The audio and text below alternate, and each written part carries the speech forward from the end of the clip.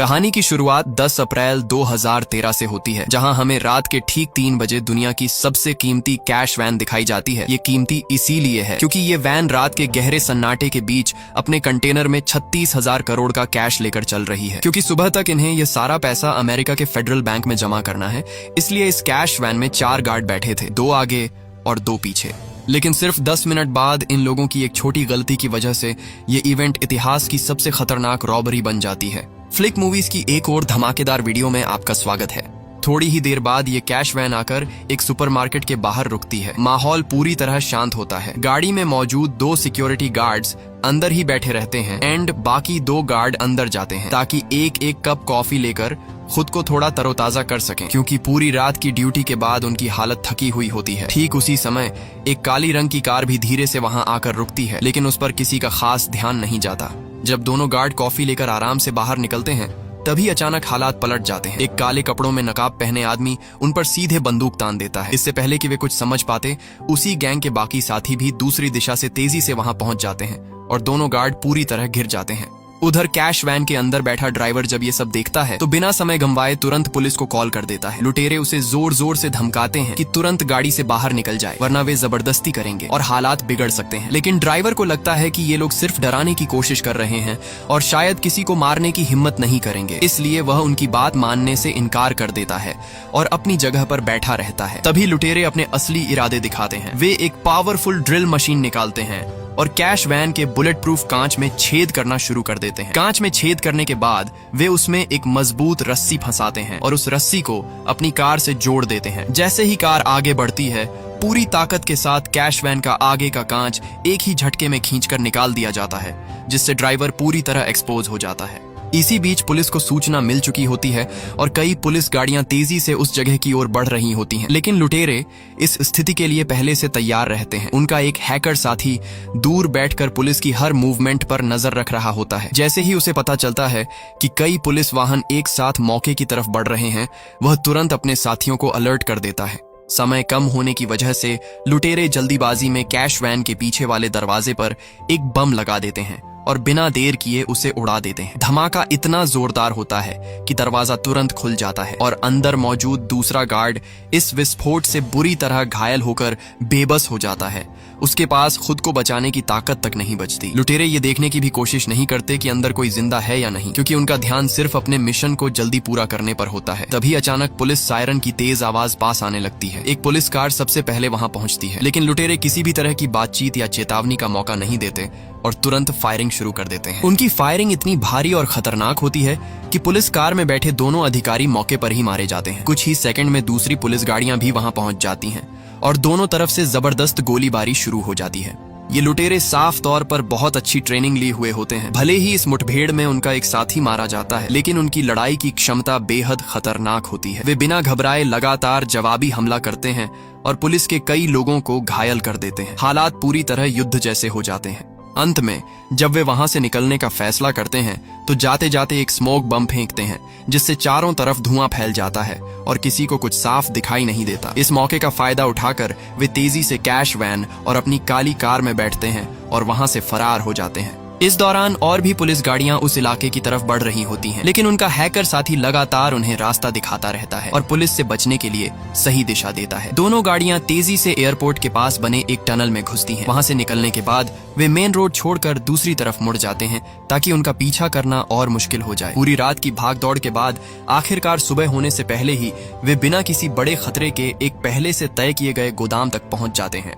गोदाम में पहुंचकर वे अपने सारे हथियार और सामान उतारते हैं। इस गैंग का लीडर अमन अपने एक भरोसेमंद आदमी दांतों को आदेश देता है कि वह वापस घटनास्थल पर जाए और पता लगाए कि इस केस की जांच किसके हाथ में गई है, क्योंकि इस बार मामला सिर्फ एक साधारण लूट का नहीं है। उन्होंने कई लोगों की जान ली है और अगर यह केस किसी बड़ी इन्वेस्टिगेशन टीम तक पहुंच गया तो उनके लिए हालात बहुत मुश्किल हो सकते हैं। जैसा कि अमन को शक था, वैसा ही होता है। यह घटना इतनी बड़ी होती है कि सीधे सिक्योरिटी डिपार्टमेंट तक पहुंच जाती है। टीम लीडर निक अपने कुछ खास और भरोसेमंद लोगों के साथ इस केस की जिम्मेदारी संभालता है, जबकि बाकी लोकल पुलिस उनकी मदद में लग जाती है। जांच की जिम्मेदारी संभालते ही टीम लीडर निक मौके पर पहुंचता है। उसके एक साथी उसे बताता है कि इस गोलीबारी में 4 लोगों की मौके पर ही मौत हो चुकी है और 6 लोग गंभीर हालत में अस्पताल में जिंदगी और मौत के बीच जूझ रहे हैं। निक आसपास के माहौल को ध्यान से देखता है और पूरे घटनास्थल का बारीकी से विश्लेषण करने लगता है। वह समझ जाता है कि ये कोई साधारण गैंग का काम नहीं है, बल्कि ये लोग अच्छी ट्रेनिंग लिए हुए हैं। लेकिन एक बात निक को लगातार परेशान कर रही होती है। इतनी बड़ी प्लानिंग और इतनी खतरनाक कार्रवाई के बावजूद उन्होंने जिस कैश वैन को लूटा वो खाली थी, उसमें कोई पैसा ही नहीं था। और सबसे अजीब बात ये थी कि सुपरमार्केट के मालिक को भी उन्होंने जिंदा छोड़ दिया, जबकि आमतौर पर ऐसे मामलों में गवाहों को खत्म कर दिया जाता है। ये सारी बातें इस केस को और ज्यादा उलझा देती हैं। इसी दौरान जब निक और उसकी टीम घटनास्थल की जांच कर रही होती है, तब दूर खड़ा दांतो एक मिड लॉन्ग रेंज कैमरे से उनकी तस्वीरें ले रहा होता है और बाद में ये तस्वीरें अमन तक पहुंचा देता है। जैसे ही अमन तस्वीरों में निक को देखता है, वह तुरंत इंटरनेट पर उसकी जानकारी निकालता है और उसे पता चलता है कि निक कोई आम पुलिस वाला नहीं है, बल्कि वो बड़े बड़े केस सुलझाने के लिए जाना जाता है।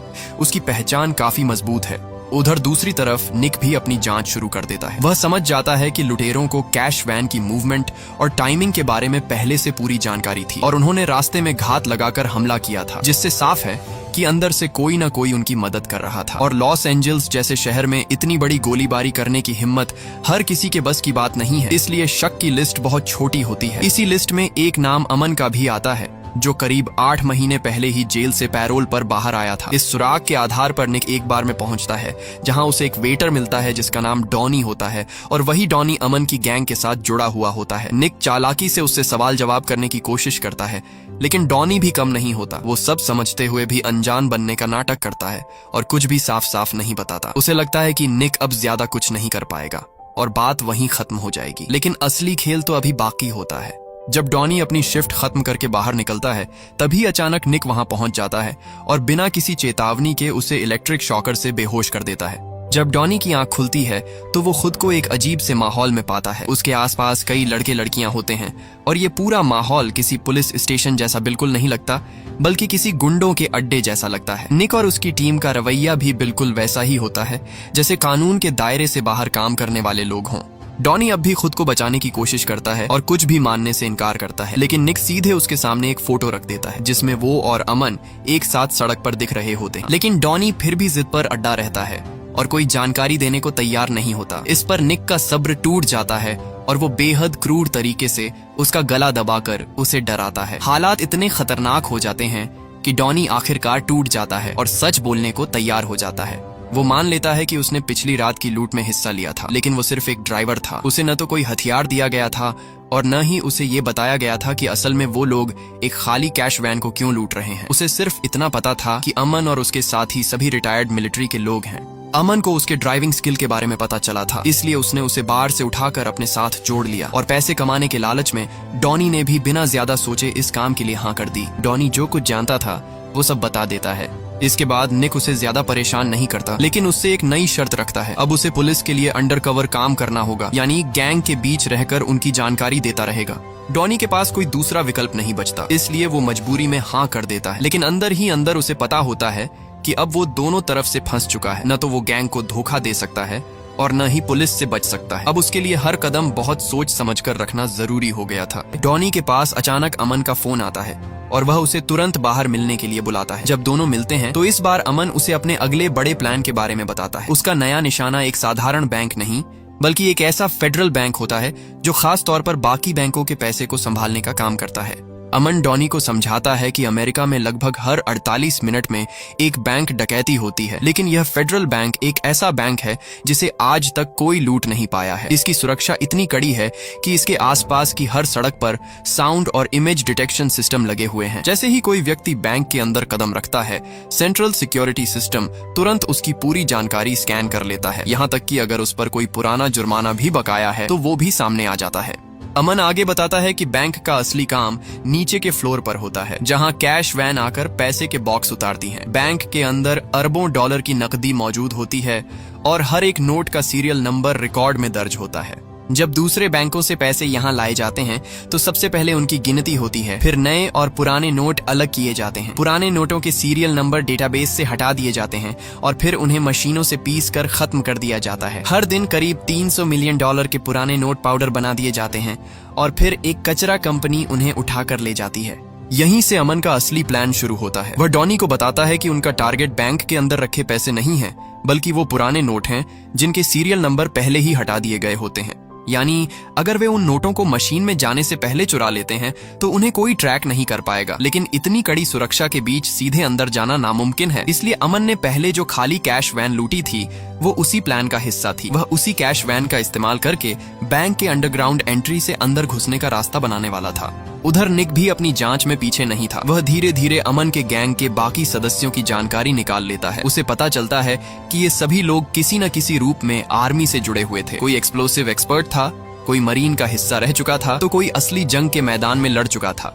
इससे निक को समझ आता है कि ये कोई आम अपराधी नहीं है, बल्कि प्रोफेशनल और बेहद खतरनाक लोग हैं। लेकिन एक बात उसे राहत देती है, इन लोगों ने सुपरमार्केट के मालिक को नहीं मारा था, जिससे ये साफ होता है कि ये बेगुनाह लोगों को मारने में यकीन नहीं रखते। अब प्लान के अगले हिस्से में डॉनी को एक डिलीवरी बॉय का काम दिया जाता है। उसे एक फूड डिलीवरी की नौकरी पर लगाया जाता है ताकि वह बिना शक पैदा किए बैंक के अंदर जा सके। एक दिन वह 2 बड़े बैग में खाना लेकर फेडरल बैंक पहुंचता है।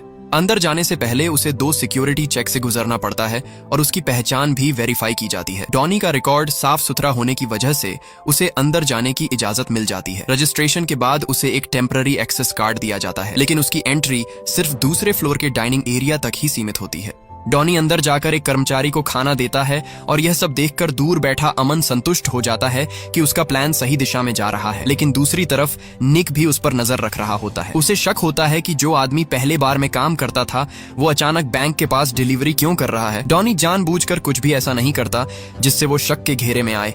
एक दिन जब अमन और उसकी टीम एक रेस्टोरेंट में साथ बैठे होते हैं, तभी अचानक निक वहां पहुंच जाता है। वो बिना झिझक उनके टेबल के पास आकर बैठ जाता है। दोनों पक्ष एक दूसरे को पहचानते हैं, लेकिन कोई भी खुलकर कुछ नहीं कहता। यह एक तरह का साइलेंट वॉर होता है, जहां दोनों सिर्फ एक दूसरे को परख रहे होते हैं। हालांकि इस मुलाकात के बाद अमन के मन में शक पैदा हो जाता है कि कहीं डॉनी पुलिस के लिए काम तो नहीं कर रहा।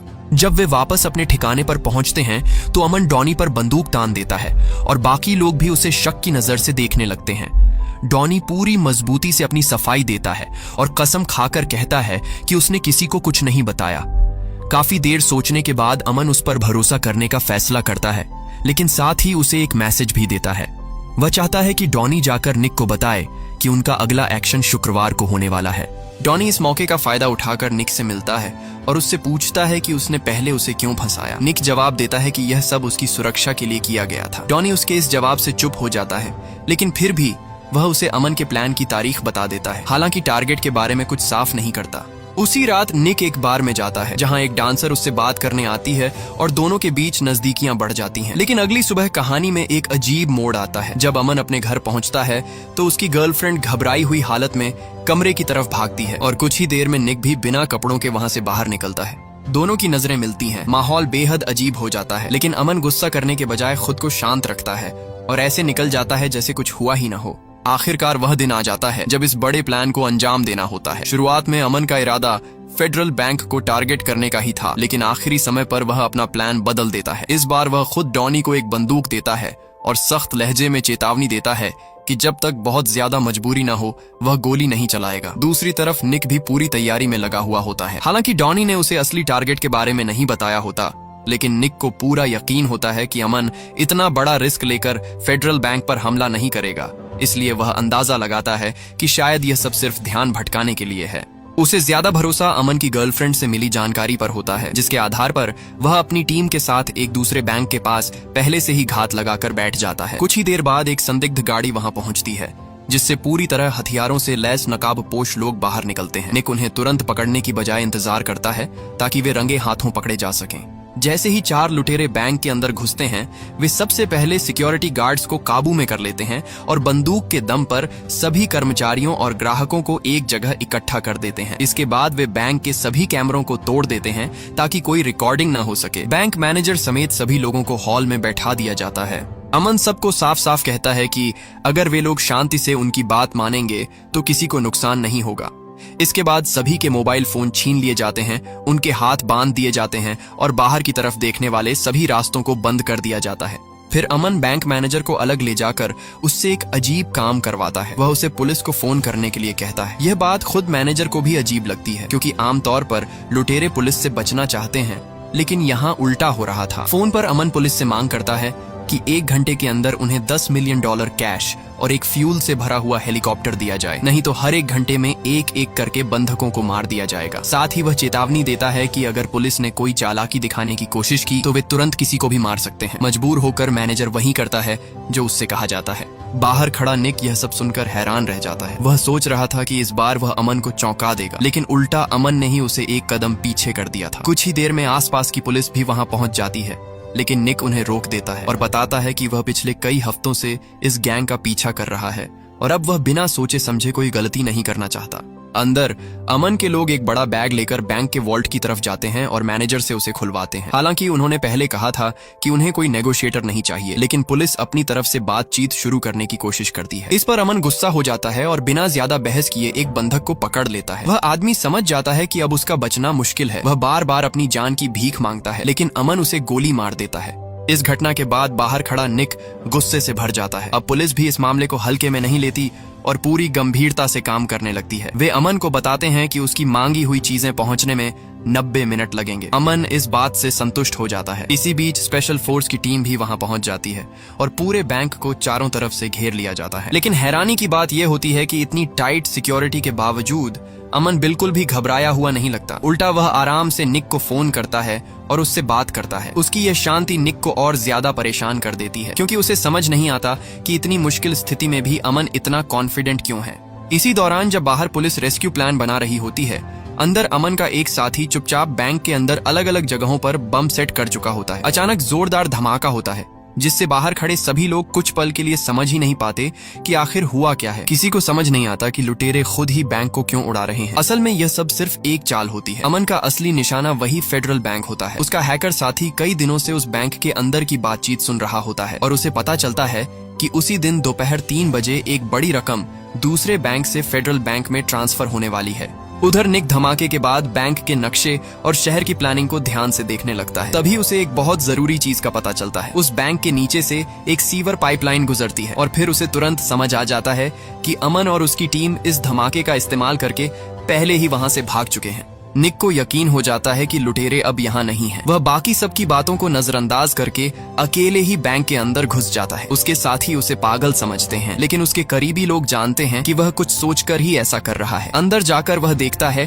कि सभी बंधक एक लाइन में बैठे हुए हैं, लेकिन वहाँ कोई भी लुटेरा मौजूद नहीं होता। जब वह और अंदर जांच करता है तो पता चलता है कि जिसे गोली मारी गई थी वह बंधक असल में मरा नहीं था। सब कुछ एक ड्रामा था। आखिरकार जब वे वॉल्ट के अंदर पहुंचते हैं तो फर्श में एक बड़ा छेद दिखाई देता है, जिससे साफ हो जाता है कि लुटेरे उसी रास्ते से सीवर में उतरकर भागे हैं। अब सारा खेल समझ में आने लगता है। असली प्लान कहीं और चल रहा था। अमन और उसका एक साथी पहले ही अपनी अगली स्टेज पर पहुंच चुके होते हैं। वे दोनों खुद को बैंक के कैश ट्रांसपोर्ट स्टाफ की तरह तैयार कर लेते हैं और उसी कैश वैन का इस्तेमाल करते हैं जिसे उन्होंने पहले लूटा था। बस इस बार उन्होंने उसका रंग बदलकर सफेद कर दिया होता है ताकि कोई पहचान न सके। वे आराम से फेडरल बैंक के अंडरग्राउंड एंट्री गेट तक पहुंचते हैं, जहां पहले से बनाए गए नकली डॉक्यूमेंट्स और पहचान पत्र दिखाकर वे सिक्योरिटी के 2 लेयर पार कर लेते हैं। उनकी हर हरकत बैंक के कैमरों में रिकॉर्ड हो रही होती है, लेकिन सब कुछ इतना परफेक्ट लगता है कि किसी को शक नहीं होता। वहां मौजूद स्टाफ के सामने वे बिल्कुल प्रोफेशनल तरीके से बिहेव करते हैं, जैसे वे रोज का काम कर रहे हों। वे पैसे के बॉक्स उतारते हैं जिनमें वही नकदी होती है जो उन्होंने पहले स्टेडियम से लूटी थी। नियम के अनुसार इन बॉक्स को बैंक के अंदर गिनती के लिए भेजा जाता है और उसी दौरान अमन और उसका साथी एक वेटिंग रूम में बैठा दिए जाते हैं ताकि प्रक्रिया पूरी होने के बाद वे वापस जाकर बॉक्स ले सकें। दूसरी तरफ निक अब तक सीवर के रास्ते का पता लगा चुका होता है और उसे समझ आ जाता है कि अमन की असली मंजिल यही फेडरल बैंक है। वह तुरंत अपनी टीम को लेकर उसी दिशा में बढ़ने लगता है। लेकिन अमन का प्लान और भी ज्यादा चालाक होता है। उन पैसों के बॉक्स के अंदर असल में सिर्फ कैश नहीं होता, बल्कि उन्हीं में छिपा होता है डॉनी। जैसे ही सही समय आता है, अमन का दूसरा साथी दातो, जो पहले से बैंक की पावर सप्लाई एरिया में पहुंच चुका होता है, अचानक मुख्य बिजली काट देता है। बैंक में तुरंत इमरजेंसी पावर तो चालू हो जाती है, लेकिन उससे जुड़े सारे नेटवर्क डिवाइस जैसे कैश काउंटिंग मशीन और श्रेडिंग सिस्टम कुछ समय के लिए बंद हो जाते हैं। नियम के अनुसार ऐसी स्थिति में अंदर के सभी कर्मचारियों को बाहर निकलना होता है, लेकिन अमन और उसका साथी वेटिंग एरिया में होने की वजह से वहीं रुक जाते हैं। उसी समय अमन डॉनी को एक्टिव होने का सिग्नल देता है। डॉनी, जो अभी तक एक कैश बॉक्स के अंदर छिपा हुआ था, बाहर निकलता है। उसने डिलीवरी बॉय की यूनिफॉर्म पहन रखी होती है ताकि अगर कोई देख भी ले तो शक न हो। वह तुरंत अपने पास रखा एक इलेक्ट्रोमैग्नेटिक डिवाइस चालू करता है, जिससे उस कमरे के कैमरे और मोशन सेंसर कुछ समय के लिए पूरी तरह बंद हो जाते हैं। अब उसके पास बहुत कम समय होता है, इसलिए वह बिना एक सेकंड गंवाए काम में लग जाता है। वह उन पुराने नोटों को बड़े बड़े काले बैग में भरना शुरू करता है, जिनके सीरियल नंबर पहले ही सिस्टम से हटाए जा चुके होते हैं। यही वो पैसा होता है जिसे कोई ट्रैक नहीं कर सकता। वह एक के बाद एक कई बैग भरता है और फिर उन बैग्स को उसी मशीन के आउटलेट से नीचे फेंक देता है, जहां से आमतौर पर कटा हुआ कचरा बाहर जाता है। नीचे पहले से खड़ी कचरा गाड़ी में ये सारे बैग गिरते जाते हैं। कुछ ही मिनटों में वह दर्जनों बैग भर देता है और अपना काम पूरा कर लेता है। फिर वह अपना इलेक्ट्रोमैग्नेटिक डिवाइस भी उन्हीं बैग्स में छिपा देता है ताकि कोई सबूत न बचे। उसी दौरान असली स्टाफ को शक होने लगता है कि कुछ गड़बड़ है और वे चेक करने के लिए आते हैं, लेकिन तब तक डॉनी अपना काम खत्म कर चुका होता है और फिर से छिप जाता है। थोड़ी देर बाद बिजली भी वापस आ जाती है, जिससे सब कुछ नॉर्मल दिखने लगता है। स्टाफ दोबारा पैसों की गिनती करता है और भले ही उन्हें हल्का सा फर्क महसूस होता है, लेकिन कागजों में दर्ज रकम बिल्कुल सही निकलती है, इसलिए वे ज्यादा गहराई में नहीं जाते। इसी बीच अमन और उसका साथी आराम से अपने बॉक्स वापस ले लेते हैं और बिना किसी शक के वहां से निकल जाते हैं। नीचे खड़ी कचरा गाड़ी भी धीरे धीरे बैंक से बाहर निकल जाती है, जिसमें असली पैसा छिपा होता है। दूसरी तरफ डॉनी वेंटिलेशन सिस्टम के रास्ते ऊपर की तरफ निकलता है और बैंक के दूसरे फ्लोर के एक वॉशरूम में पहुंच जाता है, जहां उसने पहले से अपने कपड़े और खाना छिपा कर रखा होता है। वह आराम से खुद को नॉर्मल दिखाता है, खाना उठाता है और ऐसे बाहर निकलता है जैसे वह सिर्फ एक डिलीवरी बॉय हो। बाहर मौजूद सिक्योरिटी को थोड़ा अजीब लगता है, क्योंकि उसकी एंट्री का रिकॉर्ड ठीक से नहीं मिलता, लेकिन उसके पास कोई सामान नहीं होता और वह सामान्य दिखता है, इसलिए वे उसे जाने देते हैं। उधर बैंक के अंदर सब कुछ सामान्य दिख रहा होता है, लेकिन असल में करोड़ों डॉलर का खेल खेला जा चुका होता है। अब अमन और उसकी टीम बैंक से निकलकर कचरा गाड़ी का पीछा करते हैं। उनका प्लान होता है कि सही जगह पर गाड़ी रोककर सारा पैसा निकाल लें, लेकिन उन्हें नहीं पता होता कि असली खेल उनके साथ ही खेला जा चुका है। वे गाड़ी को रुकवाते हैं, ड्राइवर को धमकाकर नीचे उतारते हैं और तुरंत काम में लग जाते हैं। लेकिन जैसे ही वे बैग्स निकालने की तैयारी कर रहे होते हैं, उसी वक्त डॉनी की तरफ से कुछ हलचल होने लगती है। दरअसल डॉनी को पहले ही पकड़ लिया गया होता है और निक उसे जबरदस्ती सच उगलवाने की कोशिश कर रहा होता है। डॉनी को बुरी तरह दबाव में लेकर आखिरकार उससे निकलवाया जाता है कि अमन अगला कदम कहां लेने वाला है। वह कचरा डंपिंग एरिया की लोकेशन बता देता है। इसी बीच अमन के हैकर साथी का भी फोन आता है, जो पूछता है कि अब उसे कहां आना चाहिए ताकि वह भी उनके साथ जुड़ सके। लेकिन अमन इस बार उसे साफ जवाब नहीं देता, क्योंकि अब वह पैसे को किसी के साथ शेयर नहीं करना चाहता था। यह साफ दिखाता है कि अब गैंग के अंदर भी भरोसा पूरी तरह खत्म हो चुका है।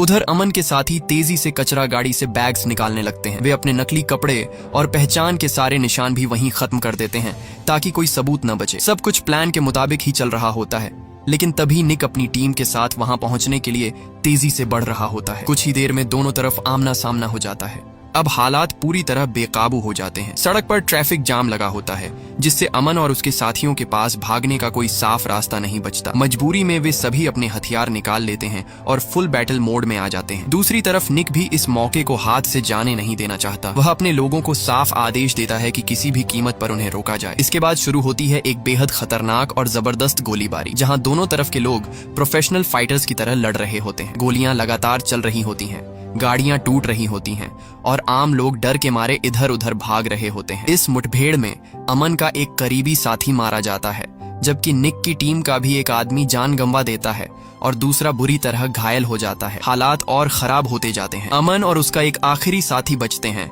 और वे भागने की कोशिश करते हैं, लेकिन निक की टीम उन्हें चारों तरफ से घेर लेती है। भागते वक्त अमन का साथी भी मारा जाता है और अब मैदान में सिर्फ अमन बचता है। निक उसके पीछे पीछे लगातार दबाव बनाए रखता है। अमन एक हल्की मशीन गन लेकर जवाबी फायर करता है, लेकिन हालात उसके खिलाफ होते जाते हैं। आखिरकार वह एक ऐसी जगह पहुंच जाता है जहां आगे निकलने का कोई रास्ता नहीं होता। निक धीरे धीरे उसे चारों तरफ से घेर लेता है। दोनों आमने सामने आ जाते हैं। अमन अपनी पूरी ताकत के साथ आखिरी बार फायर करता है, लेकिन उसकी गोलियां खत्म हो जाती हैं। अब उसके पास कोई रास्ता नहीं बचता। निक भी समझ जाता है कि अमन के पास अब कुछ नहीं है, लेकिन अमन हार मानने को तैयार नहीं होता। वह खाली बंदूक ही निक की तरफ तान देता है, जैसे वह चाहता हो कि निक उसे गोली मार दे और उसका अंत यहीं हो जाए। निक बिना देर किए उसे गोली मार देता है और इस तरह इस पूरी खतरनाक गैंग का अंत हो जाता है। मुठभेड़ खत्म होने के बाद पुलिस पूरे इलाके को अपने कंट्रोल में ले लेती है, लेकिन जब निक वापस अपनी गाड़ी के पास पहुंचता है तो उसे एक और झटका लगता है। डॉनी, जिसे उसने गाड़ी में बंद करके रखा था, वह वहां से गायब हो चुका होता है। किसी को समझ नहीं आता कि वह कैसे भाग निकला, और जब वे कचरा गाड़ी से निकाले गए पैसों की जांच करते हैं तो सबके होश उड़ जाते हैं। उन बैग्स में असली पैसा नहीं बल्कि सिर्फ कटा हुआ कागज और बेकार टुकड़े होते हैं। असली पैसा तो कहीं और ही जा चुका होता है। अब धीरे धीरे पूरी सच्चाई सामने आती है। दरअसल इस पूरे प्लान का असली मास्टरमाइंड अमन नहीं बल्कि डॉनी था। उसने बहुत पहले से यह सब सेट कर रखा था। वह जिस बार में काम करता था वहां अक्सर फेडरल बैंक के कर्मचारी आते थे और वहीं से उसने धीरे धीरे सारी जानकारी इकट्ठा की थी। उसने अमन को सिर्फ एक मोहरे की तरह इस्तेमाल किया था ताकि पूरा शक उसी पर जाए। यहाँ तक कि कचरा गाड़ी का ड्राइवर भी पहले से उसका आदमी था, जिसने सही समय पर गाड़ी बदल दी और असली पैसे को दूसरी दिशा में भेज दिया। अमन और उसकी टीम को आखिर तक यह समझ ही नहीं आया कि उनके साथ असली खेल खेला जा चुका है।